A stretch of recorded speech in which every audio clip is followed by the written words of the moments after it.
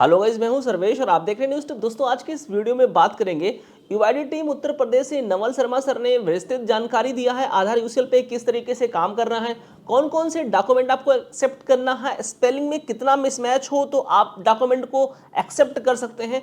इन सब संबंध में काफ़ी अच्छी जानकारी दी है सर ने, ट्रेनिंग दिया है कंप्लीट। तो आइए सर के इस ट्रेनिंग को कंप्लीट सुन लेते हैं, समझ लेते हैं और इसी आधार पर आप आधार यूसीएल या ईसीएमपी पे काम करेंगे। तो आइए सबसे पहले सर को सुन लेते हैं। सभी बीएलई भाइयों को मेरा नमस्कार। आज की मुलाकात सेशन में मैं नवल किशोर शर्मा सीएससी उत्तर प्रदेश टीम से आप सभी बीएलई भाइयों का हार्दिक स्वागत करता हूं। हमारे बीएलई भाई जो कि आधार यूसीएल के माध्यम से आधार डेमोग्राफिक अपडेट का कार्य करते हैं, तो उनको ये जानना समझना बहुत जरूरी है कि जब आधार पे आप आधार संशोधन का कार्य कर रहे हैं, किन किन जो सावधानियों का विशेषता उनको ध्यान रखना है। चाहे वो कस्टमर के साथ व्यवहार वाली बात हो या फिर जो आप टेक्निकल वर्क कर रहे हो, तो उस दौरान कौन कौन सी सावधानियों का विशेषता ध्यान रखना है, जिसकी वजह से आपका जो सेंटर है और जो कस्टमर्स आपके यहाँ रेजिडेंट काम कराने आ रहे हैं, उनके बीच में आपका समन्वय अच्छा रहे और आप लॉन्ग लास्टिंग लंबे समय तक काम कर पाए। तो हम लोग शुरुआत करते हैं इस सेशन की, और इसमें सबसे पहले हम बात उसी चीज से करेंगे कि जो हम काम कर रहे हैं, हमारे यूसीएल पे जो बीएलई भाई काम करते हैं, तो उसमें सबसे पहले व्यवहार वाली बात आती है कि व्यवहार जो हमारा है किस तरह का होना चाहिए रेजिडेंट के साथ में। कम्युनिकेशन एंड मैनेजिंग रेजिडेंट, जो रेजिडेंट आपके यहाँ काम कराने आ रहे हैं, तो उनके साथ आप इस तरह का कम्युनिकेशन रखें कि किसी भी तरह का उसके साथ में कोई छल फरेब या झूठ सच इस तरह की चीजें नहीं आए निकल के। क्योंकि जब से आधार एक्ट 2016 में एक्ट बना, तब से जो आधार है उसमें एक्ट के अकॉर्डिंग जो सेक्शन वाइज कुछ एक नियम कानून बनाए गए हैं कि अगर किसी भी रेजिडेंट के साथ में हम लोग कुछ भी अगर मिसबिहेव या इस तरह की कुछ एक्टिविटी करते हैं, तो उसके अगेंस्ट में हमारे अगेंस्ट यूआईडीआई के द्वारा कुछ एक एक्शन लिए जा सकते हैं। तो हमें जो रेजिडेंट है उसके साथ में कम्युनिकेशन और जो रेजिडेंट आया है उसके साथ में व्यवहार अच्छा रखना है। कुछ एक चीजें हैं आधार पे, जब आप आधार सेंटर चला रहे हैं तो उस समय ग्रीवियांस और क्वेश्चन कुछ सजेशन के पर्पज से कुछ की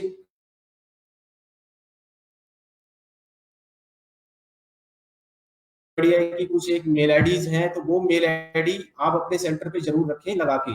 हम लोग आईसी मटेरियल की बात करते हैं, तो आप लोगों से ब्रांडिंग की जो बात होती है, तो एक ये उसका पार्ट है कि आपके सेंटर पे प्रॉपर ब्रांडिंग तो हो ही। आधार सेवा केंद्र जो आप आधार संशोधन केंद्र चला रहे हैं, तो आधार संशोधन केंद्र एक तो आपका पहले बेस सीएससी है, तो सीएससी से संबंधित ब्रांडिंग, सीएससी का लोगो आपको आधार संशोधन का काम मिला है, तो बैंक बीसी जिस भी बैंक के आप बीसी है उस बैंक से संबंधित ब्रांडिंग आपके सेंटर पे होनी चाहिए। फिर बात आती है, आप चूंकि आधार संशोधन का कार्य कर रहे हैं, आधार डेमोग्राफिक अपडेट का काम कर रहे हैं, तो आधार संशोधन केंद्र आपके सेंटर पे इस तरह की ब्रांडिंग जरूर लगी हुई हो कि हाँ, आप आधार संशोधन का कार्य होता है यहाँ पे और कौन कौन सी सर्विसेज आप यहाँ पे देते हैं।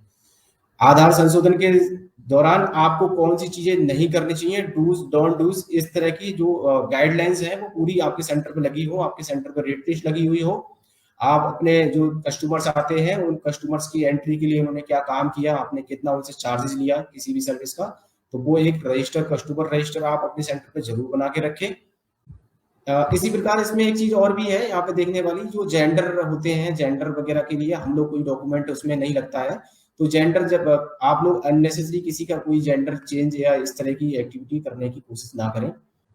डॉक्यूमेंट से संबंधित ये सारी चीजें जो है व्यवहार में आती हैं कि आप जो रेजिडेंट आ रहा है तो उससे बेसिक सी क्या चीजें आप उसका काम जो अपडेशन कराने आ रहा है वो तो वो करोगे ही आप, लेकिन साथ में और चीजें आप उसके लिए फिर या अपना कस्टमर्स के साथ में अच्छा कम्युनिकेशन, अच्छी सर्विस को एड ऑन करने के लिए क्या क्या चीजें कर सकते हैं। ठीक है, यहाँ पे बताया गया है कि strictly adhere to standard operation जो प्रोसीजर्स हैं वो सभी अच्छे से आप लोग फॉलो करें, जो बताई गई है गाइडलाइन है उसके अनुसार काम करें। किसी भी रेजिडेंट का कोई भी किसी तरह का जो टेम्पर्ड एप्लीकेशन या डॉक्यूमेंट होता है उसको यूज ना करें। टेम्पर्ड का मतलब जो वो डॉक्यूमेंट लेके आया है उसके साथ में किसी भी तरह की कोई ओवर राइटिंग, व्हाइटनर या कटिंग, इस तरह का कोई भी चीज अगर वो लेके आया है डॉक्यूमेंट को, तो हमें यूज नहीं करना है। आधार सर्विस के लिए एडिशनल जो चार्जेस हैं वो नहीं लेने हमें। डेमोग्राफिक अपडेट है या डॉक्यूमेंट अपडेट है, दोनों के लिए 50 रुपीज चार्जेस आपको बताए गए हैं, तो 50 रुपीज चार्जेस ही हमें लेने हैं। प्रिंट के लिए भी आप लोग कलर फोटोकॉपी, जो फोटो पेपर होता है, कलर कॉपी और लेमिनेट करके देते हैं, तो 30 रुपीज मैक्सिमम उसके लिए अलाउड है। तो आपको यही चार्जेस रेजिडेंट से लेने हैं, इसके अलावा ज्यादा चार्जेस नहीं लेने हैं। अपना जो सिस्टम है आपको कभी भी विदाउट यूआईडी, सीएससी यूआईडी जो टीम है हमारी, 4 लोग हम यहाँ स्टेट में है, हमारे सेंट्रल टीम से भी आपको अगर कभी भी कोई कॉल आती है तो अगर सेंट्रल टीम से या आपको लग रहा है कि अननोन नंबर से कोई कॉल आ रही है और आपको इंसिस्ट कर रहा है कि वो अपना आईडी डेस्क पे दे दीजिए या कोई ओटीपी बता दीजिए, तो प्लीज बिल्कुल भी ऐसा व्यवहार ना करें उनके साथ में। हम लोगों से जरूर संपर्क करें, जो यूआईडी सीएससी यूपी में यूआईडी की टीम है उनको बताएं। अपने डिस्ट्रिक्ट मैनेजर को भी आप बता सकते हैं, इन केस अगर यहाँ पे स्टेट में आप अप्रोच नहीं कर पा रहे हैं तो हमारे जिले में डिस्ट्रिक्ट मैनेजर डिस्ट्रिक्ट टीम है, उनको बताएं कि इस तरह से हमारा आधार सॉफ्टवेयर को रिमोट पे लेने के लिए, हैंड डेस्क पे देने के लिए कॉल आ रही है, या कोई ओटीपी या इस तरह की कोई भी एक्टिविटी करने के लिए आपके साथ में व्यवहार बनाने की कोशिश कर रहा है, तो प्लीज किसी को भी अननोन पर्सन को आप लोग अपना एनीडेक्स बिल्कुल भी ना दें। जो आधार पे आप सिस्टम यूज कर रहे हैं उस सिस्टम को एनीडेक्स पे बिल्कुल नहीं दें। अगर किसी भी तरह से आपके आसपास कोई भी और लोग हैं जो कि आधार गलत तरीके से बना रहे हैं, बनाने की कोशिश कर रहे हैं, कई बार हम लोगों के साथ में आप शेयर करते हैं जानकारी कि सर हमारे क्षेत्र में आके कोई इस तरह से आधार करेक्शन कर रहा है, आधार बनाने का काम कर रहा है, जो कि कहीं पे भी यूआईडीआई की जो वेबसाइट है, क्योंकि जैसे आपके जितने भी सेंटर्स हैं और यूआईडी के जितने भी और भी सेंटर किसी भी रजिस्ट्रार है या फिर एजेंसी के हैं, सभी अपॉइंटमेंट यूआईडीआई अपॉइंटमेंट जो पोर्टल है उस पर दिखाई देते हैं। वो उस पोर्टल पे अगर कोई भी सेंटर डिस्प्ले नहीं हो रहा है, किसी भी ऑपरेटर की जानकारी नहीं आ रही है, और आपके आसपास आके अगर कोई भी आधार करेक्शन या आधार बनाने का कार्य करता है, तो आप यूआईडीआई की जो हेल्पलाइन या मेल आईडीज हैं उन पे वो शेयर कर सकते हैं, उनकी शिकायत कर सकते हैं कि यहाँ पे ये इलीगल तरीके से या अनऑथराइज रूप से आधार करेक्शन या आधार बनाने का कार्य कर रहे हैं। तो इसको लेके भी आप लोग जो है सचेत रहें, और इस तरह के जो लोग हैं उनसे इन्फ्लुएंस होके आप अपने सेंटर पे उनको बुला के या अपने सेंटर पे बिठाकर भी काम कराने की कोशिश ना करें। आप सीएससी के साथ जुड़े हुए हो तो सीएससी के साथ, या सीएससी ने जो आपको प्लेटफॉर्म दिया है आधार यूसीएल या डेमोग्राफिक अपडेट का, उसी प्लेटफॉर्म को यूज करें। किसी भी तरह से और कोई वेबसाइट या कोई और सॉफ्टवेयर या किसी भी दूसरी एजेंसी को बुला के उसके ऑपरेटर को आप अपने सेंटर पे बिठा के आधार से संबंधित अनऑथराइज वे में जो काम है वो बिल्कुल भी ना करें। आप कोई ना दूसरा पोर्टल यूज करें, ना किसी भी दूसरे व्यक्ति या किसी रजिस्ट्रार एजेंसी की मशीन जो चल रही है उसको अपने सेंटर पे बिठा के काम करने के लिए अलाउ करेंगे। क्योंकि आप सीएससी के साथ जुड़े हुए हैं, सीएससी का जो प्लेटफॉर्म है आधार करेक्शन के लिए आपको दिया गया है, आधार डेमोग्राफिक अपडेट के लिए यूसीएल दिया हुआ है। तो जितना भी आपको करेक्शन करना है, चाहे वो मोबाइल लिंकेज है, चाहे नाम करेक्शन है, एड्रेस अपडेट है, डीओबी है, मेल आईडी है, कुछ भी है, किसी भी तरह का डेमोग्राफिक अपडेट है, तो आपको केवल अपने यूसीएल सॉफ्टवेयर के माध्यम से करना है। किसी भी तरह की वेबसाइट्स या किसी के बताने पे, समझाने पे और जो चीजें हैं वो उसको आप प्लेटफॉर्म को यूज नहीं करेंगे जो कि ऑथराइज नहीं है। इस डॉक्यूमेंट की लिस्ट को अपने सेंटर पे जरूर लगा कर रखें। आप लगा कर रखोगे तो दिन में 2-4 बार आपके सामने से ये लिस्ट निकलेगी, तो आपको ये ऑटोमेटिक, आप लोग कई बार छोटी छोटी चीजें पूछते हैं कॉल करके, आप दूसरे साथी से पूछते हो, कई बार हमसे पूछने लगते हो कि सर डीओबी के लिए क्या क्या लगा सकते हैं। तो अगर ये लिस्ट आपके सेंटर पर लगी रहेगी तो ये लिस्ट आपको ऑटोमेटिक याद हो जाएगी एक समय रहते आने पर। बार बार आपको किसी और से कंसल्ट या पूछने की जरूरत ही नहीं रह जाएगी। डॉक्यूमेंट बेस्ड कुछ एक चीजें और ध्यान रखनी है। जो डॉक्यूमेंट है, वैसे तो पीओआई, पीओआर, पीओए की जो लिस्ट है आपके सेंटर पे लगी रहेगी, लेकिन कुछ और डीपली जो चीजें हैं उन डॉक्यूमेंट्स में ध्यान रखने योग्य वो मोटी मोटी 2-3 चीजें हैं। आप लोग थोड़ा सा इसको याद रखेंगे कि एक तो डॉक्यूमेंट जो भी वो लेके आए रेजिडेंट, वो ओरिजिनल डॉक्यूमेंट ही लेकर आएगा, कलर कॉपी होगी, ओरिजिनल डॉक्यूमेंट होगा। ठीक है। आपको अगर कई बार ये भी रहता है कि वो डॉक्यूमेंट लेके आया ब्लैक एंड व्हाइट है, ठीक है, तो ब्लैक एंड व्हाइट की जो डॉक्यूमेंट रहते हैं, लेकिन अगर वो ओरिजिनल है तो उसकी ओरिजिनलिटी उस डॉक्यूमेंट में दिखती है। स्टैंप लगा के आया होगा तो स्टैंप तो एटलीस्ट जो इस तरह के साइन या स्टैंप हुए होंगे तो वो तो कलर ही उसमें दिख जाएगा कि वो जो है किस तरह का डॉक्यूमेंट है। फिजिकल चेक करके आप चेक कर पाओगे उसको कि वो ओरिजिनल है या वो कोई भी डुप्लीकेट उसका लेके आया है डॉक्यूमेंट का। ठीक है। तो प्लीज जो भी वो डॉक्यूमेंट लेके आएगा, आप रेजिडेंट से हम लोग ओरिजिनल डॉक्यूमेंट की ही डिमांड करते हैं। हम किसी भी तरह की जीरोक्स या फोटोकॉपी यूज नहीं करते हैं। स्कूल में जो बच्चे पढ़ रहे होते हैं तो उनके आईडी कार्ड में भी सेशन वाइज बोर्ड जो भी डॉक्यूमेंट आईडी ग्रुप है उसका, तो उस पर सेशन लिखा रहता है। जैसे अभी सेशन चल रहा है जो 22-23 सेशन चल रहा है, तो उस पर सेशन लिखा रहेगा ईयर। हाँ, सेशन लिखा होगा या वैलिड अप टू लिखा रहेगा उस पे, जो भी डेट रहेगी स्कूल के आईडी कार्ड की। तो आप लोग जो है इस चीज को देख लें कि जो वो डॉक्यूमेंट लेके आया है वो वैलिडिटी उसकी एक्सपायर तो नहीं हो गई है। वो टाइम पीरियड उसका जो वैलिडिटी का है, अगर उसके अंदर ही बियॉन्ड द वैलिडिटी लेके आया है तभी आपको यूज करना है, अदरवाइज हम उसको यूज नहीं करेंगे। वाटर बिल है, टेलीफोन बिल है, इलेक्ट्रिसिटी बिल है, ये सभी 3 महीने पुराने ही हम यूज करते हैं। इससे ज्यादा पुराना है तो हम इसको यूज नहीं करेंगे। Rent agreement should be used before expiry date. एक तो रेंट एग्रीमेंट की अगर हम यहाँ पे बात करें तो रेंट एग्रीमेंट जो नॉर्मली हम लोग तहसील से या फिर नोटराइज वकील से जो बना के लोग लेके आते हैं, यूज करने की कोशिश करते हैं, यहाँ पे वो उसकी बात नहीं हो रही है। जो रेंट एग्रीमेंट है वो रजिस्ट्रार ऑफिस से जो रजिस्ट्री करते हैं, जिस तरह से रजिस्ट्रार ऑफिस है, तो रजिस्ट्रार ऑफिस से जो जारी किया हुआ रेंट एग्रीमेंट है उस एग्रीमेंट की बात यहाँ पे हो रही है। और वो भी जो है एक्सपायरी डेट से पहले का ही होना चाहिए। ऐसा नहीं है कि मुंबई में 4 साल पहले रह रहे थे और वहां पे कोई उन्होंने वो डॉक्यूमेंट बनवाया था और उसके बाद यहाँ पे आ गए और यहाँ पे अलग जगह रहने लगे हैं, लेकिन मुंबई वाले डॉक्यूमेंट को यूज कर रहे हैं जो एग्रीमेंट था उनका। तो वो एग्रीमेंट अब यूज नहीं कर सकते हैं वो। तो आप लोग जो इस तरह के एग्रीमेंट हैं जिनपे की एक वैलिडिटी या फिर टाइम पीरियड की बात होती है, तो उसमें टाइम पीरियड जरूर देख लें कि बियॉन्ड द वैलिडिटी वो होना चाहिए, एक्सपायर्ड जो है डॉक्यूमेंट नहीं हो। अब HOF बेस्ड जो हम लोग अपडेट करते हैं, आप लोगों को हमने एक फॉर्मेट शेयर किया कि इन केस अगर कोई भी head of the family member है, कोई फादर है और वो अपनी फैमिली में जो भी और मेंबर्स हैं, उनके बच्चे हैं, किसी का कराना चाह रहे हैं, तो वो एड्रेस अपडेट करा सकते हैं।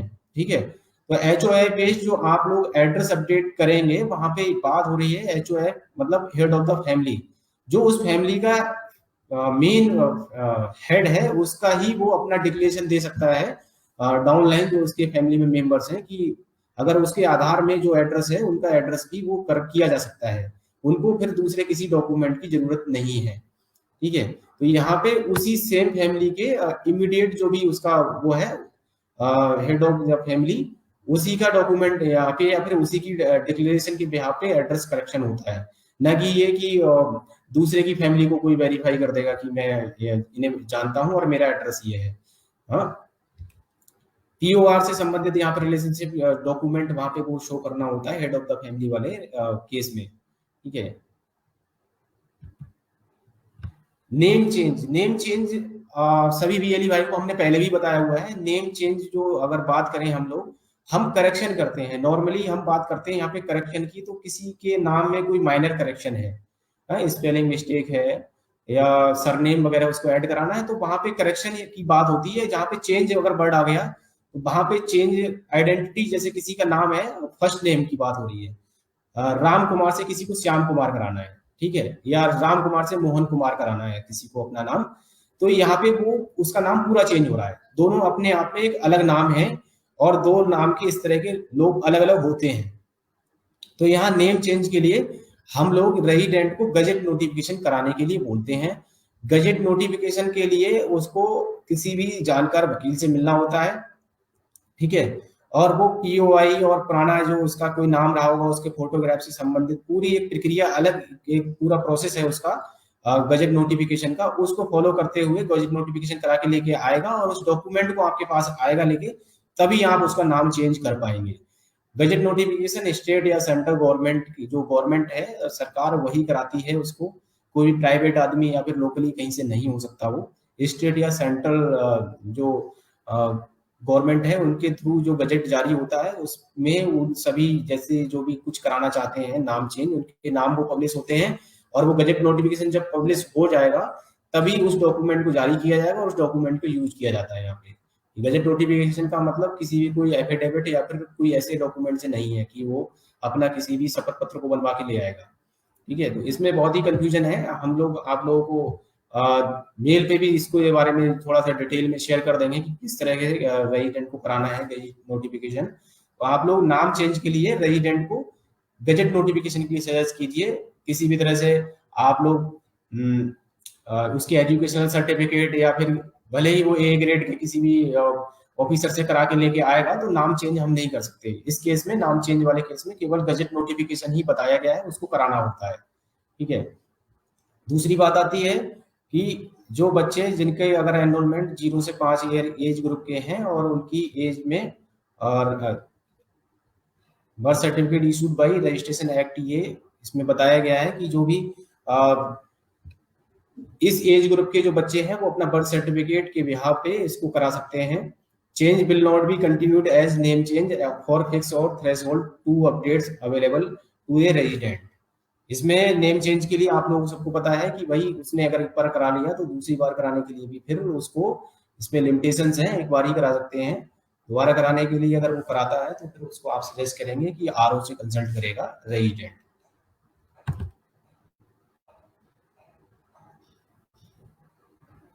माइनर चेंजेस अगर आपको कुछ करनी होती है तो यहाँ पे ये एग्जांपल्स दिए गए हैं। कुछ एक माइनर चेंजेस के लिए आप लोग एक्सेप्ट कर सकते हैं। जैसे विनय कुमार का आधार में नाम है, विनय कुमार पीओआई में है, और उसमें कुछ एक मिस्टेक थी उनके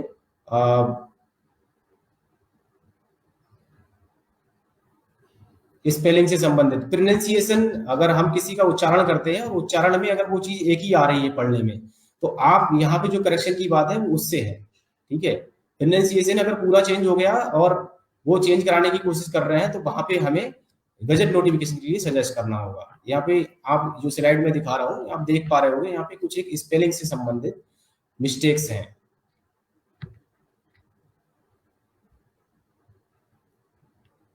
कई बार आपको ना सीक्वेंस गलत मिलेगा किसी के नाम का। जैसे इसमें जो थर्ड स्टेप है आप देख पा रहे हैं, यहाँ लिखा है निधि रविधरन, ठीक है, और वो जो डॉक्यूमेंट लेके आया उसमें लिखा था रविधरन निधि, ठीक है। अगर किसी के नाम जो वो चेंज कराने जा रहा है और वो डॉक्यूमेंट लेके आया उसमें सीक्वेंस में अगर आगे पीछे है और वो डॉक्यूमेंट जो लेके आया है उसमें सीक्वेंस कुछ अलग है, तो आप उसको एक्सेप्ट कर सकते हैं। थर्ड वाला जो मैं आपको स्लाइड शो कर रहा हूं आप देख पा रहे होंगे, इसमें लिखा है निधि रविधरन, लेकिन जो वो डॉक्यूमेंट ये आधार में उसके नाम था, जो वो डॉक्यूमेंट लेके आया पीओए उसमें लिखा है रविधरन निधि।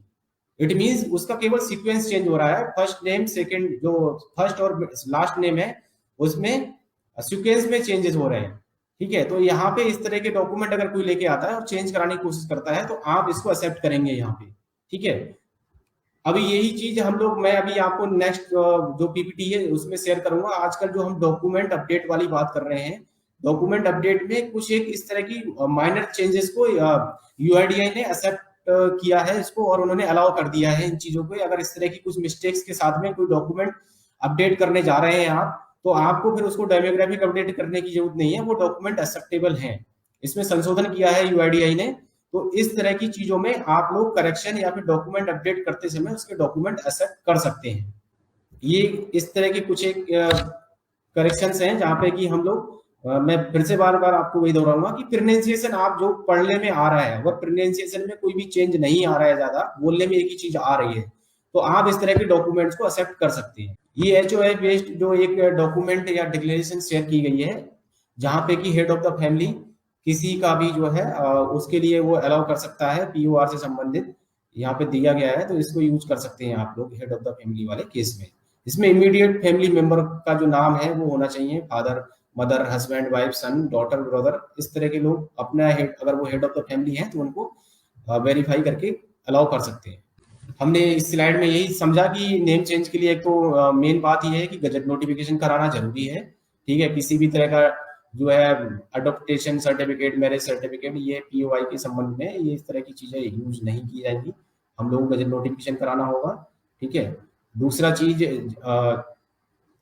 हमें डीओबी से संबंधित अगर किसी ने क्रॉस लिमिट हो गई है उसकी जो बताई गई है डीओबी चेंज करने की, अगर वो क्रॉस लिमिट वाला केस हो चुका है तो उसके लिए रेजिडेंट को एक सेल्फ डिक्लेरेशन देनी होती है, और इस केस में केवल हम लोग बर्थ सर्टिफिकेट जारी होता है, बर्थ सर्टिफिकेट को ही यूज करते हैं। दोनों का एक सिंगल पीडीएफ बना के हमारा जो सॉफ्टवेयर है उसमें एक ऑप्शन अलग से दिया गया है एक्सेप्शन केस के लिए, तो वहां पे उसको सेलेक्ट करके और दोनों की एक साथ सिंगल पीडीएफ बना के अपलोड करते हैं। सेम हम लोग जो है lakhnau.special@uidi.net.in हमारा लखनऊ आरओ है, उसकी मेल आईडी है, उस पे आप लोगों को उसकी एनरोलमेंट स्लिप, डिक्लेरेशन और बर्थ सर्टिफिकेट, ये तीनों डॉक्यूमेंट मेल करने होते हैं। उसमें लिख के उसका डिटेल पूरा कि मैंने क्या कहाँ पे क्या काम कराया, और नॉर्मली इस प्रक्रिया को जो है मेल करने की जो प्रक्रिया है वो रेजिडेंट को खुद ही करना होता है। इन केस अगर रेजिडेंट इतना समझदार है, पढ़ा लिखा है, या उसके पास मेल आईडी नहीं है, तो आप हेल्प कर सकते हैं उसको मेल करने में। एनरोलमेंट जो डीओबी क्रॉस लिमिट वाले होते हैं, इसमें कई बार देखा गया है कि बीएलई भाई हमारे या फिर जो ऑपरेटर्स हैं वो ये कहते हैं कि हमने जो प्रक्रिया बताई गई थी उसी को फॉलो किया, उसके बावजूद हमारा जो एनरोलमेंट है वो रिजेक्ट हो गया। तो उस पे मुझे आप लोगों को थोड़ा सा क्लियरिटी फिर से यही देनी है कि अगर वो रेजिडेंट का एनरोलमेंट रिजेक्ट हो जाता है तो आपको इस चीज से परेशान नहीं होना है, क्योंकि ये जो एनरोलमेंट है एक नॉर्मल एनरोलमेंट नहीं है, एक्सेप्शन हैंडलिंग केस है ये, ठीक है। और जो हमारा सॉफ्टवेयर है उसमें जो हम नॉर्मली एनरोलमेंट कर रहे होते हैं, क्योंकि ये नॉर्मल केस नहीं था, इसकी प्रक्रिया एक अलग प्रक्रिया बताई गई है, एक मैनुअल प्रोसेस है जिसमें कि आपको एक मेल भी करना होता है, ठीक है। तो आधार एनरोलमेंट क्लाइंट उसको, चूंकि ये नॉर्मल एनरोलमेंट नहीं था, वो 24 घंटे के अंदर आपको रिजेक्शन दिखाएगा और वो रिजेक्ट होगा, एनरोलमेंट 100% रिजेक्ट होता है इस केस में, ठीक है। लेकिन चूंकि जो दूसरा एक पार्ट आपको बताया हुआ है, जो प्रोसेस है कि मेल करने वाला, अगर वो आपने मेल कर दिया है, ठीक है, तो आपको जो 90 डेज की टाइम पीरियड है, 90 दिन का टाइम पीरियड है, उस टाइम पीरियड तक पूरा वेट करने के लिए रेजिडेंट को बताना है, ठीक है। जो आपने मेल किए हैं वहां पे ऑन डेली बेस पे जो है मल्टीपल मेल्स जाते हैं उस मेल आईडी पे, तो ये पॉसिबल नहीं है कि जो आपने मेल किया वो 1 2 3 4 दिन में मेल रीड आउट करके और आपका क्यूसी सक्सेसफुल कराया जा सके। तो इसलिए वो जो प्रोसेस है ना, थोड़ा सा ज्यादा टाइम टेकिंग हो जाता है, ठीक है। लेकिन जब उसकी क्यूसी होगी, मैनुअल क्यूसी यूआईडी टीम करेगी, जो आपके मेल्स गए होंगे उस मेल को चेक करेंगे और आपने जो एनरोलमेंट क्लाइंट के थ्रू उसका एनरोलमेंट किया है उस डिटेल को वो चेक करेंगे। दोनों चीजें अगर सही पाई जाएंगी, पूरे प्रोसेस को सही से फॉलो किया गया होगा, तो उसकी क्यूसी के बिहाफ पे उसको वो जनरेट किया जाएगा बाद में, ठीक है। तो सभी बीएलई भाई कभी भी परेशान ना हो इस चीज को लेके कि आपने जो एनरोलमेंट किया था वो रिजेक्ट हो गया और हम फिर दोबारा एनरोलमेंट कर देते हैं कई बार। तो प्लीज रेजिडेंट को जो मैक्सिमम टाइम लिमिट किसी भी आधार को जनरेट होने की बताई गई है, उस टाइम लिमिट तक वेट करने के लिए बोलिए। इन केस अगर किसी रेजिडेंट को बहुत ज्यादा जरूरत है या फिर उसको बहुत ज्यादा समस्या आ रही है, इस चीज से वो जूझ रहा है, काफी समय से उसका रिजेक्ट हो जा रहा है बार बार, तो आप सजेस्ट कर सकते हैं कि वो आरओ संपर्क कर सकता है रेजिडेंट, वो खुद से संपर्क करे, जो भी डॉक्यूमेंट है दस्तावेज के साथ में वो वहां पे पोस्ट भी कर सकता है या फिर जाके सबमिट भी कर सकता है आरओ में। आरओ हमारा जो है लखनऊ है, लखनऊ आरओ जो रीजनल ऑफिस यूआईडीआई है, वहां पे जाके वो संपर्क कर सकता है रेजिडेंट खुद से। लेकिन उसको एनरोलमेंट कराना ही होगा। एनरोलमेंट उसे जो क्लाइंट है, चाहे वो यूसीएल हमारे जो बीएलई भाई यूज कर रहे हैं या फिर जो नॉर्मल ईसीएमपी क्लाइंट है जहाँ पे कि न्यू एनरोलमेंट होते हैं, उसके थ्रू भी वो कराएगा, ठीक है। लेकिन उसको दोनों प्रोसेस पूरे कराने होंगे, एक तो वहां पे एनरोलमेंट कराएगा क्लाइंट के थ्रू, और दूसरा जो मेल वाला प्रोसेस है उसको भी वो फॉलो करेगा, ठीक है। तो सभी रेजिडेंट को आप सही जानकारी दें, खुद भी अपनी जानकारी को करेक्ट करें कि ये जो प्रोसेस के थ्रू जितने भी एनरोलमेंट होते हैं वो रिजेक्ट इसलिए होते हैं क्योंकि ये एक्सेप्शन केस है, एक्सेप्शन हैंडलिंग में आता है, ये नॉर्मल केस नहीं था। जो डीओबी क्रॉस लिमिट में चले गए, जो डीओबी चेंज करने की जो ऑप्शंस दिए गए थे, उससे ज्यादा वो बार ट्राई कर रहा है अपनी डीओबी को सही कराने के लिए, ठीक है। इसलिए उसका जो एनरोलमेंट है वो नॉर्मल एनरोलमेंट ना होकर के एक एक्सेप्शन एनरोलमेंट में जाएगा और दोनों प्रोसेस को उसे फॉलो करना होगा।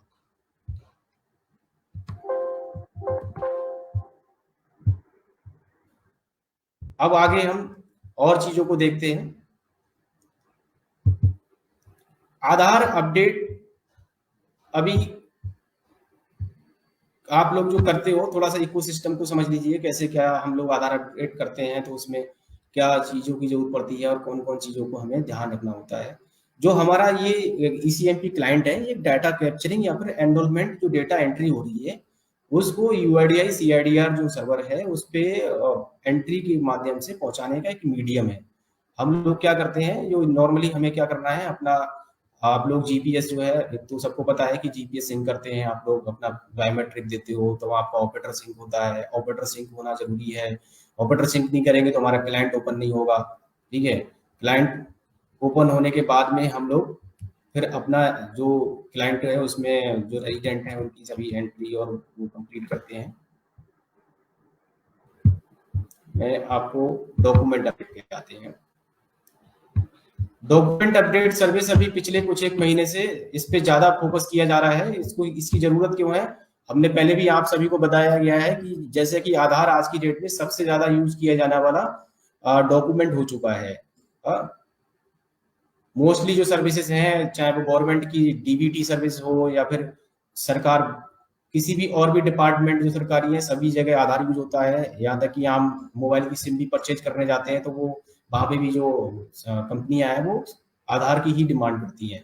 ठीक है, तो जब इतना ज्यादा इसका यूज होने लगा है तो क्यों ना इस डॉक्यूमेंट को भी स्ट्रेंथ, मतलब इसको मजबूती देने के लिए समय समय पे यूआईडीआई ने जो गाइडलाइन जारी की है उसके अनुसार ये है कि जो रेजिडेंट हैं, चाहे उन्होंने अगर अपना आधार बनवा लिया है और कभी भी वो अपने आधार में कोई भी अपडेट नहीं कराया, ठीक है, तो समय समय पे ऐसे सभी रेजिडेंट को, इसमें अभी फिलहाल में 10 साल की जो टाइमलाइन है वो 10 साल यूआईडीआई ने बताया है कि सर्कुलर के अनुसार 10 साल से पुराने जितने भी आधार हैं सभी को कराना है। और इन फ्यूचर भी सभी लोगों को ये 10 साल पे अपने आधार में जो डॉक्यूमेंट अपडेट है, पीओआई या फिर पीओआर से संबंधित, पीओए से संबंधित, वो उनको कराने होंगे। ठीक है, तो हम लोगों को ये एक ऐसी एक्सरसाइज है जो कि अभी फिलहाल में तो बहुत ज्यादा चैलेंजिंग इसलिए और बन गई है क्योंकि एक थोड़ा सा टेंडेंसी है, ह्यूमन टेंडेंसी समझ लीजिए, या फिर होता है ना कि लोगों को जब तक कि भाई जरूरत नहीं पड़ती है ना तब तक वो काम कराता नहीं है। ठीक है, तो अभी कोई ऐसी लिमिटेशन यूआईडीआई के द्वारा या फिर सरकार के द्वारा नहीं लगाई गई कि भाई अगर आप नहीं कराओगे तो आपका आधार काम करना बंद कर देगा, या फिर कुछ ऐसी गाइडलाइन नहीं जारी हुई है, तो इसलिए लोग ज्यादा नहीं करा रहे हैं। लेकिन हम लोगों को जो बताना है, अपने जो भी रेजिडेंट हैं, अपने आसपास के लोग जो रहते हैं, आपके सर्किल में जितने भी लोग हैं, आपके जानने वाले हैं, सबको ये बताइए, क्योंकि गवर्नमेंट ने ये जरूर बोला है कहीं ना कहीं कि आने वाले समय में जितनी भी सरकारी योजनाओं का जो लोग लाभ ले रहे हैं उन लोगों को सरकारी योजनाओं का लाभ लेने से वंचित रहना पड़ सकता है अगर उन्होंने अपना आधार में आईडी प्रूफ और एड्रेस प्रूफ अपडेट नहीं कराए। क्योंकि देखिए, एक बहुत बड़ा टास्क, पहले तो जब 2012-13 से इस आधार का ये जो प्रोजेक्ट है स्टार्ट हुआ तो एक बड़ी जिम्मेदारी थी कि जो इंडिया जैसे कंट्री में, जहाँ की उस समय भी बात करें तो 100 करोड़ से ज्यादा आबादी थी और अभी भी 130 करोड़ के आसपास आधार जनरेट हो चुके हैं, तो इतनी संख्या में और इतने कम समय में आधार जनरेट करा पाना यूआईडीआई जो गवर्नमेंट है उसके लिए भी एक बहुत चैलेंजिंग टास्क था। ठीक है, लेकिन अब अगर बात करें आज की डेट में तो 100%, अगर एडल्ट की बात करें तो 100% आधार जनरेशन हो चुका है। ठीक है, तो एक बार तो आधार जनरेशन की बात करें तो आधार जनरेट हो चुके सभी लोगों के हाथ में आधार पहुंचा चुकी है सरकार। ठीक, अब लेकिन चूंकि आधार आज की डेट में इतना ज्यादा यूज होने लगा है तो अब ये भी जरूरी बन गया है कि जो लोगों ने आधार बनवाया है, तो जो आधार बनाते समय या फिर लोगों का समय समय पे रहने का स्थान चेंज हो जाता है या आइडेंटिटी में भी कुछ एक चीजें करेक्शन उसने इस बीच में अगर कुछ कराया है, तो पीओआई और पीओए जो उसके प्रेजेंट टाइम में अपडेटेड रिसेंटली जो पीओआई पीओ है उसको भी वो अपने आधार से अपडेट करा लें। ठीक है, इसलिए इस एक्सरसाइज को कराया जा रहा है। जैसे मान लीजिए कोई 4 साल पहले यहाँ पे कानपुर में रहता था और वो अभी 4 साल से मुंबई रहने लग गया है। ठीक है, अभी बात हो रही है आने वाले समय में आपको एक नया कॉन्सेप्ट समझ में आएगा, फैमिली आईडी वाला। तो फैमिली आईडी गवर्नमेंट अपने यूपी में भी स्टार्ट करने जा रही है। हर एक फैमिली की एक आईडी होगी और उस आईडी का आधार से ही लिंकअप होगा। ठीक है, अब मान लीजिए जो लोग यूपी में रह रहे हैं, यूपी के लोग ही वो बनेगी फैमिली आईडी। ठीक, यूपी में जो लोग रह रहे हैं वो मुंबई से कुछ लोग आए यहाँ पे ट्रांसफर होके। ठीक है, वो 4-5 साल से यहाँ पे यूपी में रहने लगे, सारे डॉक्यूमेंट उनके यूपी के हो गए लेकिन आधार उनका मुंबई का है। अब वो चाह रहे हैं कि मेरी फैमिली आईडी यहाँ पे, मेरा सब कुछ यहाँ पे है, मेरा मकान भी है, मैंने अपना बिजली का बिल भी आता है, मेरा मकान के साथ में टेलीफोन का, पोस्ट बिल, जितने भी बिजली बिल हो गए या फिर पानी का बिल है, सब कुछ उसके नाम से यहाँ पे आता है यूपी में, लेकिन उसका आधार बना हुआ है कहाँ का, मुंबई का। तो अगर उसको फैमिली आईडी बनवानी है तो उसको आधार अपना यूपी का करवाना पड़ेगा। तो इस एक्सरसाइज को इसलिए किया जा रहा है।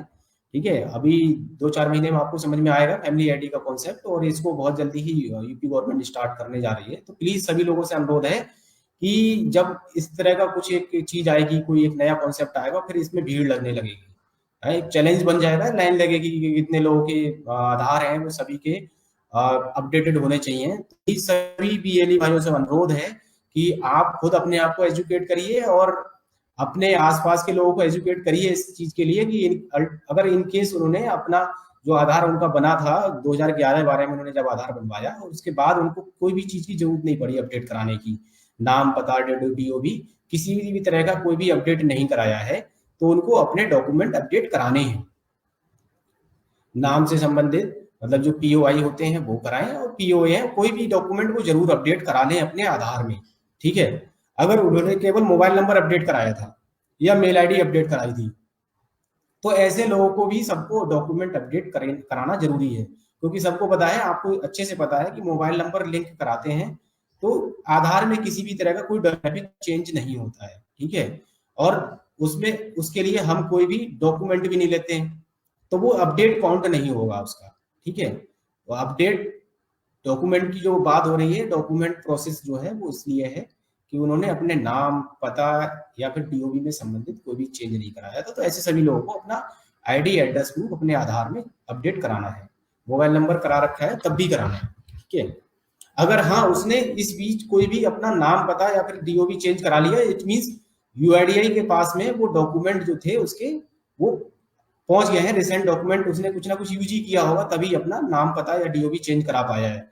तो ऐसे लोगों को नहीं कराना। लेकिन ऐसे सभी लोग जिन्होंने आधार तो बनवाया, लेकिन वो टाइम टू टाइम कभी कोई फोटो कॉपी की जरूरत पड़ती है तो केवल फोटो कॉपी दे देते हैं और उनका काम चल रहा है, उनका काम कभी रुका नहीं, कहीं पे भी ऐसी जगह नहीं यूज किया उन्होंने जहाँ पे भी कोई उनको बोलता कि आपके आधार में ये चीज मैच नहीं हो रही है, मिसमैच है। ठीक है, तो ऐसे सभी लोगों को जिन्होंने कोई अपडेट नहीं कराया अपने आधार में पीओआई और पीओए से संबंधित जो भी डॉक्यूमेंट है अपडेट कराने अनिवार्य है। कैसे करा सकते हैं? एक तो रेजिडेंट जो है, ऑफलाइन ऑनलाइन दो तरह के मोड हैं। हम लोग तो आपकी बात करें तो हमारे जितने भी एली भाई हैं सभी यूसीएल क्लाइंट यूज करते हैं, ऑनलाइन सॉफ्टवेयर है, और इसके लिए 50 रुपए फीस जो है वो यूआईडीआई द्वारा निर्धारित की गई है। आप लोगों को रेजिडेंट से 50 रुपए ही लेने हैं। इसके अलावा आप किसी भी तरह के कोई एक्स्ट्रा चार्जेस या फिर रेजिडेंट के साथ में अननेसेसरी ओवर चार्जिंग की जो प्रक्रिया है उसमें प्रोसेस में इन्वॉल्व ना हो। ये क्लाइंट है हमारा, जिस तरह से वर्क करता है, आप लोग सभी बीएलई भाई यूज करते हैं, किस तरह हम लोग करेंगे, आधार नंबर डालते हैं, उसकी डिटेल फैच करेंगे, और जो भी आधार नंबर डालने के बाद में आपकी स्क्रीन पे जो रेजिडेंट है उसकी डेमोग्राफी से संबंधित जानकारी आपको दिखने लगेगी। उसका नाम क्या है, उसका पता क्या है, उसकी डीओबी क्या है, इसको चेक कर लें अपने आधार जो वो लेके आया है उससे, और उसके साथ में जो भी वो डॉक्यूमेंट लेके आया है POI POA ID address proof, उसको मैच कर लें कि एग्जैक्टली उसके रेजिडेंट की जो डेमोग्राफिक डिटेल है, उसके आईडी एड्रेस प्रूफ जो भी वो अपडेट कराने जा रहा है उससे मैच हो रही है। अगर उसमें कुछ भी मिसमैच है, नाम में मिसमैच है, उसकी डीओबी में मिसमैच है, एड्रेस में अपडेट मिसमैच है, तो प्लीज ऐसे डॉक्यूमेंट्स को आप अपलोड ना करें, नहीं तो वो रिजेक्शन में चला जाएगा और हमारे जो रिजेक्शन काउंट है उसमें काउंट होगा वो। ठीक है, अगर उसको अपने जो डॉक्यूमेंट वो लेके आया है उससे उसके संबंधित ही अपडेट कराना है, तो फिर उसको सजेस्ट करेंगे हम लोग कि आप डेमोग्राफिक अपडेट कराइए। तो जो दूसरा हमारा नॉर्मल डेमोग्राफिक अपडेट का प्रोसीजर है उसको हम फॉलो करेंगे। ठीक है, तो यहाँ पे हम लोग जो डॉक्यूमेंट्स वो लेके आए एग्जैक्ट अगर डिटेल मैच हो रही है तो पीओआई पीओए लेकर उसको अपडेट करके स्कैन करके अपलोड कर देंगे। तो सेम जैसे हम वेरीफाई करते हैं वेरीफाई करेंगे। जो आधार एनरोलमेंट फॉर्म है, स्लिप है, वो दोनों स्कैन करके अटैच करके अपलोड कर देंगे और सिंपल इस तरह से डॉक्यूमेंट अपडेट हो जाएगा। यहाँ पे डॉक्यूमेंट अपडेट में जो है दो तीन चीजें आपको ध्यान रखनी है मेनली, जैसा कि मैंने बताया आपको कि एक तो आप लोग जो डॉक्यूमेंट को लेके आया है उससे संबंधित जो डॉक्यूमेंट है आधार में डिटेल है उसको एग्जैक्ट मैच कर लें। अगर मिसमैच है तो यहाँ पे आपको उसको यूज नहीं करना है। एक नोटिफिकेशन अभी रिसेंटली इशू हुआ है यूआईडीआई के द्वारा, यहाँ पे डॉक्यूमेंट अपडेट जितने भी हमारे बीएलई भाई हैं इसको ध्यान से पढ़ें कि इसमें कुछ माइनर करेक्शन यूआईडीआई ने बोला है, जो कि मैं आपको पहले बता रहा था अभी थोड़ी देर पहले दूसरी स्लाइड में, कि पीओआई और पीओए जो हम लोग बात कर रहे हैं ना कि बिल्कुल ही मैच होना चाहिए, तो उसमें कुछ एक चेंजेस यूआईडीआई ने किए हैं कि कौन कौन सी चीजों को हम एक्सेप्ट कर सकते हैं। यहाँ लिखा है इन्होंने, in case where the part of the name not in same sequence POI in Aadhaar the same may be accepted. जो मैं आपको पहले वाली स्लाइड में दिखाना चाह रहा था, जैसे किसी का नाम में फर्स्ट नेम और जो उसका लास्ट नेम है उसमें सीक्वेंस में अंतर है। ठीक है, मतलब आधार में उसका नाम लिखा है पवित्र कुमार और जो पीओआई लेके आया है उसमें लिखा है कुमार पवित्रा। ठीक है, तो इस तरह के डॉक्यूमेंट आप एक्सेप्ट कर लेंगे उसको। ठीक है, फर्स्ट नेम और लास्ट नेम का जो सीक्वेंस है केवल सीक्वेंस चेंज हो रहा है। ठीक है, उसकी आइडेंटिटी मतलब ऐसे नहीं लग रहा है कि वो अलग ही आदमी है कोई। ठीक है, तो इस तरह के डॉक्यूमेंट को आप यहाँ पे यूआईडीआई ने बोला है हम एक्सेप्ट कर लेंगे। ठीक है, अभी तक हम लोग स्पष्ट बोल रहे थे कि अगर किसी के आधार में स्पेलिंग में भी बिल्कुल वो चीज है तो हम यूज नहीं करेंगे, तो यहाँ पे यूज करेंगे।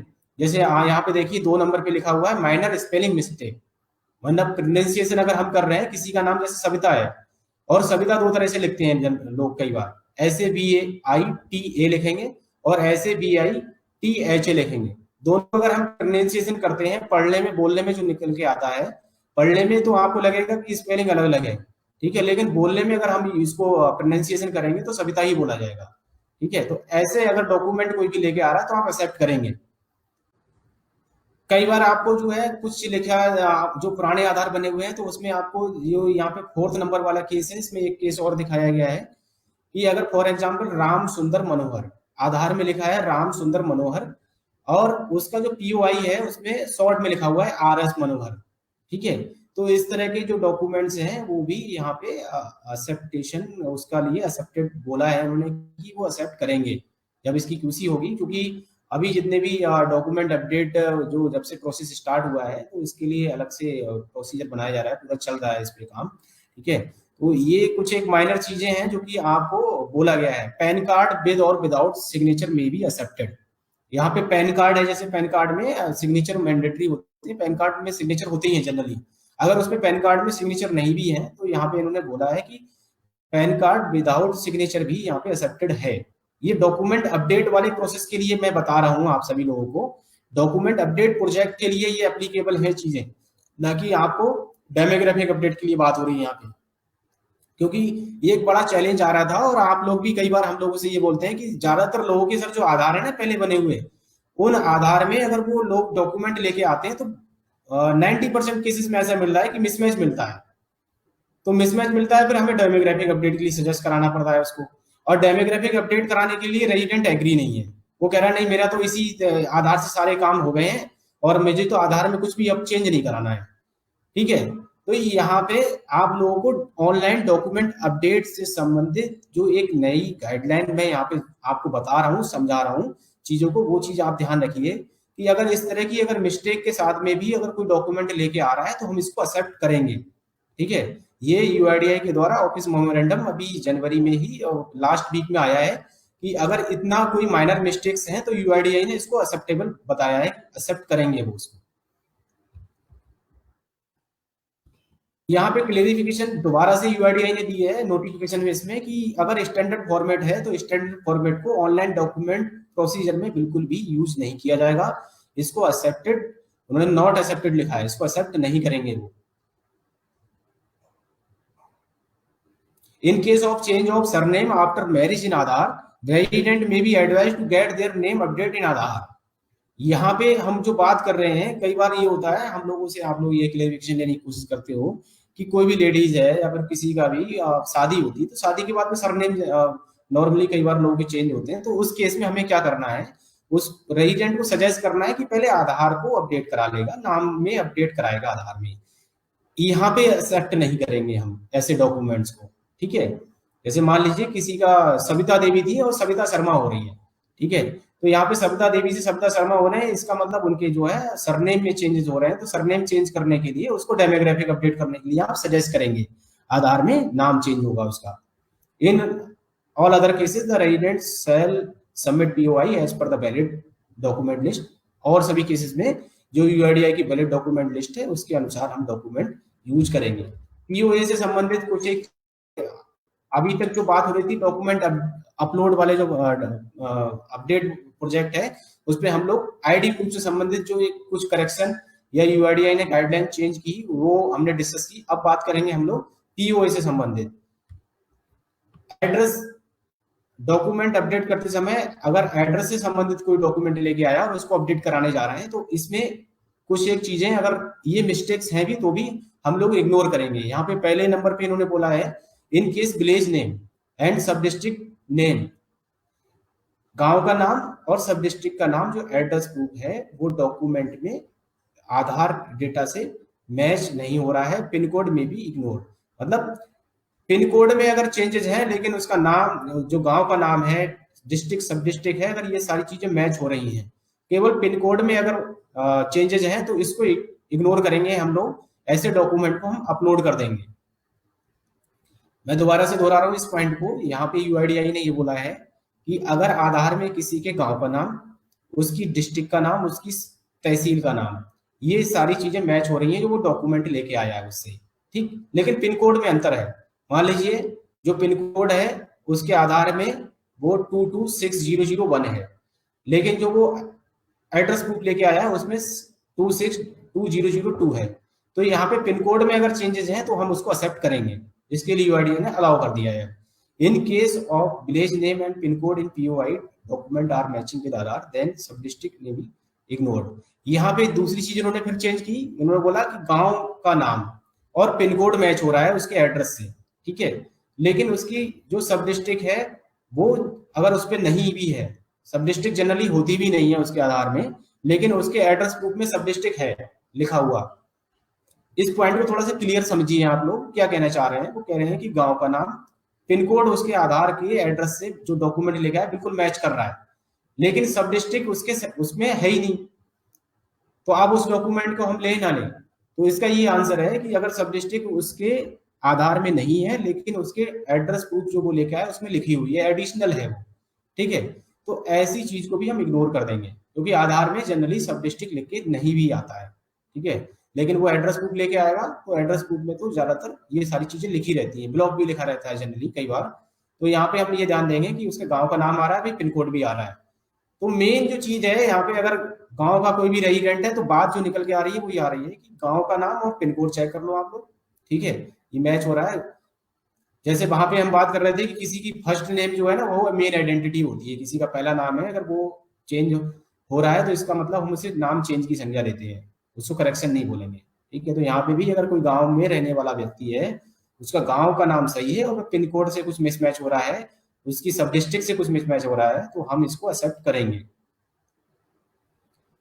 अब यहाँ पे गली, कई बार जो स्ट्रीट नंबर या गली इस तरह का जो रहता है, कोई भी सिटी में रह रहा है, जो रेजिडेंट होते हैं उसमें भी अगर कुछ एक मिस्टेक्स हैं उसके डॉक्यूमेंट अपडेट जो कराने आए डॉक्यूमेंट लेके वो एड्रेस में, तो इसको भी एक्सेप्ट करने के लिए यूआईडीआई ने अलाउ कर दिया है। ट्रांसलेशन से संबंधित मतलब जो भी प्रोनाउंसिएशन के बाद में अगर चीज आ रहा है, पढ़ने में आ रहा है वही चीज आ रहा है, प्रोनाउंसिएशन उसका एक ही आ रहा है, तो हम लोग उसको एक्सेप्ट करेंगे।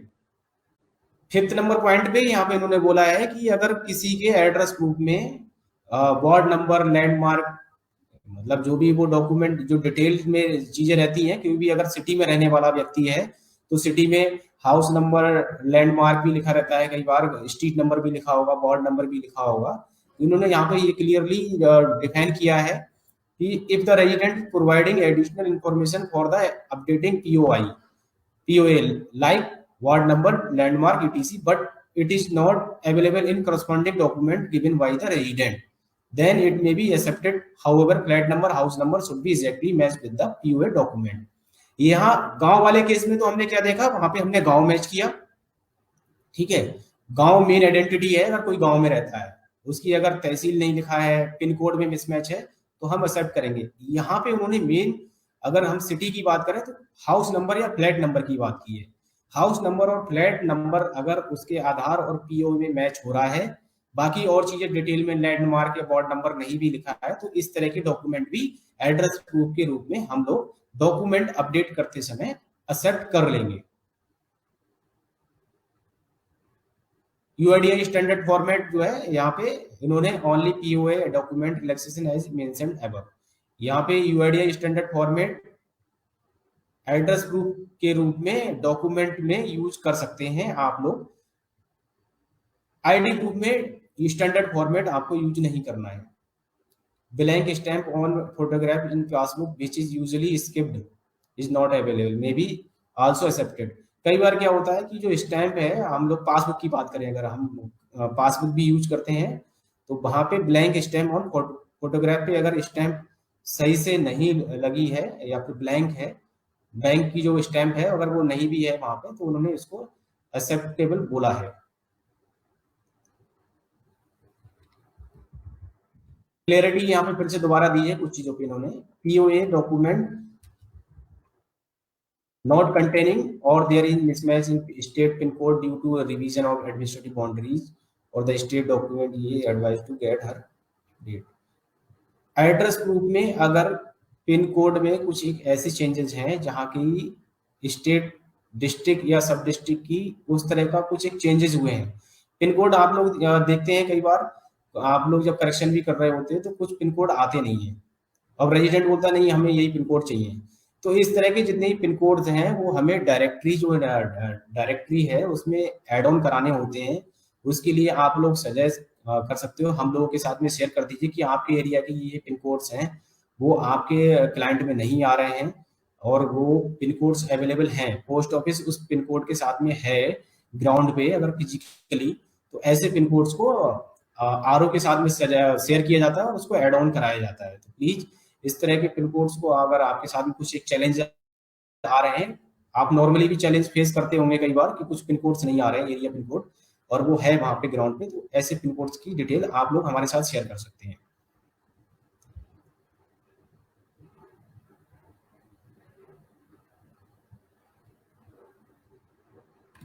अगर एड्रेस प्रूफ जो भी लेके आया है वो डॉक्यूमेंट उसमें बहुत ही कम जानकारी है, in the address mentioned in Aadhaar has fewer detail than the information available in the POA. मतलब आधार में बहुत ही कम जानकारी, केवल कुछ एक चीज लिखी हुई है और लेकिन उसके एड्रेस प्रूफ में डिटेल्ड में पूरा एड्रेस लिखा हुआ है और रेजिडेंट चाह भी ये रहा है कि उसके एड्रेस में, एड्रेस प्रूफ में जो चीजें लिखी हुई हैं वही उसके आधार में हो जाए। तो उसके लिए सजेस्ट करेंगे हम लोग कि वो अपना एड्रेस अपडेट करा लेगा आधार में। डॉक्यूमेंट अपडेट करने से उसका एड्रेस चेंज नहीं होगा आधार में, ठीक है। तो ये एड्रेस प्रूफ से संबंधित जो डॉक्यूमेंट हम लोग डॉक्यूमेंट अपडेट फीचर या प्रोजेक्ट आया है नया, उसमें करते समय पीओआई पीओए जो आप लोग ले रहे हो इन सब चीजों को आप लोगों को ध्यान रखना है। कुछ एक एरर और पेनल्टीज की बात कर लेते हैं हम लोग, क्योंकि जो काम कर रहे हैं हम लोग अभी पिछले कुछ एक महीनों से आप लोग देख रहे होंगे कि एक बड़ा चैलेंज हम लोगों के सामने अब ये आ गया है कि काम करते हैं तो आईडी सस्पेंड हो जाती है, फिर उस पर पेनल्टीज भी आ रही है रिजेक्शन के बिहाफ पे। तो ये कुछ एक पेनल्टीज और रिजेक्शन है उसके बारे में हम थोड़ा डिस्कस कर लेते हैं।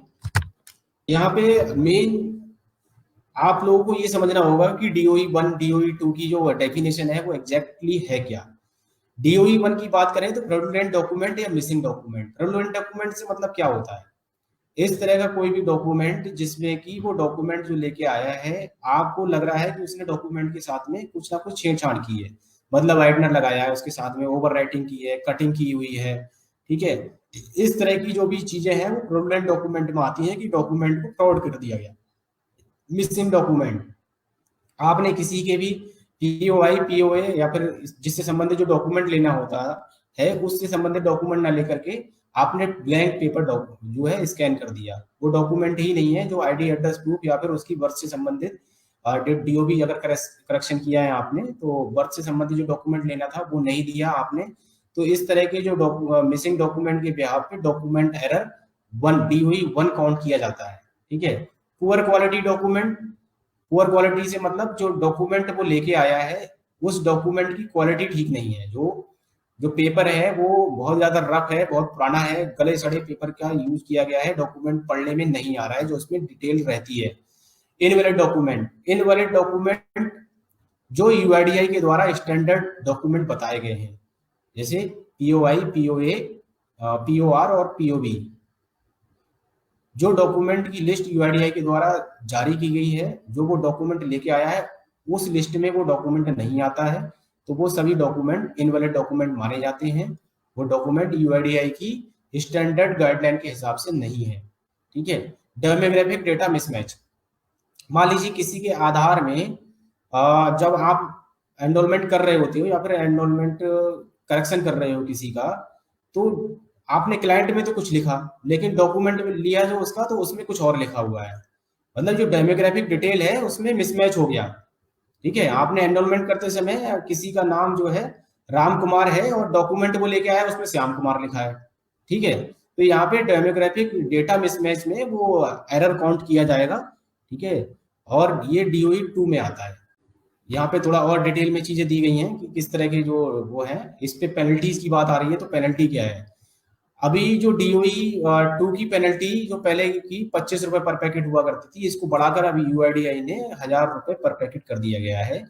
Poor quality document, demographic data mismatch, delete invalid document, gender photo mismatch, age photo mismatch, gender photo mismatch क्या होता है कि अगर वो शक्ल से तो जो उसका चेहरा है उससे वो मेल लग रहा है, लेकिन जब हमने एनरोलमेंट किया या अपडेट किया उसका तो उसको फीमेल कर दिया, जेंडर उसका चेंज हो गया।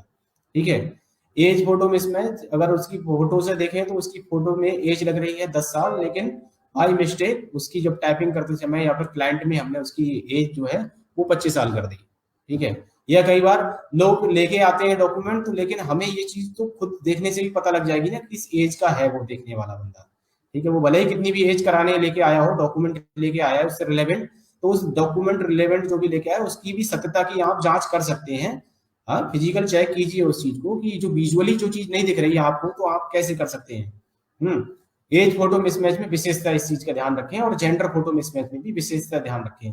यहाँ पे सीधे सीधे ऑपरेटर्स की गलतियां मानी जाती हैं कि भाई अगर ऑपरेटर, हम जितने भी ऑपरेटर हैं सभी एनएसईआईटी का सर्टिफिकेट पास किए हैं, तो ये समझा जाता है कि हमने एक प्रॉपर जो चैनल है उसको, प्रोसीजर को पूरा समझा है। एनरोलमेंट की हमें जानकारी है कि एनरोलमेंट हमें कैसे करने हैं और एनरोलमेंट करने के दौरान हमें क्या क्या सावधानियां बरतनी है। ठीक है। तो कोई कराने भी आ रहा है ना, तब भी हमें उससे क्रॉस क्वेश्चन करना है भाई कि आपकी एज इतनी लग नहीं रही है, आप क्यों कराना चाह रहे हैं, आप कहाँ से ये डॉक्यूमेंट लेके आ गए। ठीक है। प्लीज इन सभी जो एरर से बचने के लिए हमें थोड़ा सा सावधानियों का ध्यान रखना है, नहीं तो हमारी आईडी भी सस्पेंड होती है और हमारे जो पर पैकेट पेनल्टी क्लॉजेस बनाए हुए हैं यूआईडी की तरफ वो भी इम्पोज होगी हम पे। डीओई वन जो फ्रॉडुलेंट डॉक्यूमेंट, मिसिंग डॉक्यूमेंट था, उसमें 10,000 रुपए पर पैकेट पेनल्टी है। बायोमेट्रिक एरर, आप लोग बायोमेट्रिक करते नहीं है तो वो आपके लिए है नहीं। अनपार्लियामेंट्री लैंग्वेज, अनपार्लियामेंट्री लैंग्वेज मतलब एनरोलमेंट करते समय डेमोग्राफिक आपने कुछ भी एब्यूजिंग लैंग्वेज या फिर उस तरह की अगर कुछ भी आप करेंगे तो वो उस पर आएगा। इसके अलावा यूआईडीआई की अगर जो सॉफ्टवेयर है उसके साथ में किसी भी तरह का कोई भी हम टेम्परिंग या कुछ करते हैं, गमी फिंगर या फिर रबड़ थंब यूज किया जा रहा है, तो उसमें ये पेनल्टी जो है पर ऑपरेटर लगती है। ओवर चार्जिंग, पैसे ज्यादा लेने पे 50 रुपए डेमोग्राफिक अपडेट का है, उससे ज्यादा लेते हैं। डॉक्यूमेंट अपडेट का भी 50 रुपए है, उससे ज्यादा लेते हैं, तो 50,000 रुपए पर पैकेट पर ऑपरेटर इसमें लगती है। ये डिटेल में कुछ एक बताया गया है DOE 1 DOE 2 के बारे में, कि हम आप लोगों को शेयर भी कर देंगे। कुछ और जो चीजें हैं वो थोड़ा सा ध्यान देने वाली है यहाँ पे। कोई भी ऑपरेटर, जो हमारे जितने भी यूसीएल ऑपरेटर हैं या और भी जो ऑपरेटर आधार में काम कर रहे होते हैं, उन सभी को ये चीज ध्यान रखनी है कि आप लोग अपनी मशीन में ही लॉगिन करने के लिए ऑथराइज हैं। एक ऑपरेटर दो जगह ऑनबोर्ड या दो जगह लॉगिन नहीं कर सकता, या फिर एक ऑपरेटर दूसरे की मशीन पे भी लॉगिन नहीं करेगा। किसी भी तरह से हार्ड कॉपी या सॉफ्ट कॉपी आधार अपने सेंटर पे आप किसी का ना रखें, क्योंकि अब ऑनलाइन स्कैनिंग हो रही है तो डीएमएस वाला पार्ट भी है नहीं। आपको किसी के भी आधार से संबंधित कोई भी डॉक्यूमेंट अपने सेंटर पे नहीं रखना है। आधार की कॉपी तो बिल्कुल नहीं रखेंगे आप लोग अपने सेंटर पे। ये चार्जेस हैं आप लोग अपने सेंटर पे रखने हैं, लगा के रेट लिस्ट जरूर लगा के रखें। रेजिडेंट का कस्टमर रजिस्टर बनाएं, रेजिडेंट के साथ में व्यवहार अच्छा रखें। अभी जैसे कि पिछले कुछ समय से आप लोग देख रहे हैं कि आधार डॉक्यूमेंट जो भी आप लोग एनरोलमेंट कर रहे हो अपडेट नहीं हो रहे हैं, तो इससे विचलित नहीं हो, परेशान ना हो बिल्कुल भी। यूआईडीआई से बात हो रही है इसके बारे में, सर्वर पे कुछ अपडेशन की वजह से एनरोलमेंट जो है वो अंडर प्रोसेस जा रहे हैं, इसकी वजह से काम को ना रोके, वो रिजेक्ट नहीं हो रहे हैं। अब सारे जो जितने भी एनरोलमेंट आप कर रहे हो बैकएंड से यूआईडीआई सर्वर पे वो जा रहा है डेटा। इसके लिए हमें काम को नहीं रोकना है, अपने काम को निरंतर करते रहना है। और सभी लोग, सभी जितने भी एली भाई जो कि यूसीएल सर्विस से जुड़े हुए हैं, अपने ट्रांजेक्शन को मैक्सिमम ज्यादा से ज्यादा करें। मैं आज की मुलाकात कार्यक्रम यहाँ पे अभी आप सभी लोगों से इजाजत चाहूंगा। धन्यवाद, नमस्कार। तो गाइज उम्मीद करता हूं अब आप अच्छे से काम करेंगे, जैसे कि सर ने सब कुछ गाइड किया है इसी तरीके से आप गाइडलाइन के अनुसार ही काम करेंगे। और आशा करता हूं आपको ये वीडियो पसंद आया होगा। पसंद आया है तो चैनल को सब्सक्राइब करना, वीडियो को लाइक करना मत भूलिएगा। मिलूंगा किसी और वीडियो में, तब तक के लिए जय हिंद।